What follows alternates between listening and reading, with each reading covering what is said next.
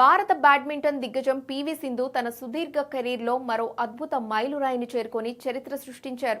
జనవరి 2026లో జరిగిన Indonesia masters super 500 టోర్నీలో డెన్మార్క్కు చెందిన లైన్ హోజ్ మార్క్ కియస్ఫెల్డ్ను ఓడించడం ద్వారా ఆమె తన కెరీర్లో 500వ అంతర్జాతీయ విజయాన్ని నమోదు చేశారు. ఈ ఘనత సాధించిన మొట్టమొదటి భారతీయ షట్లర్గా సింధు సరికొత్త రికార్డు నెలకొల్పారు.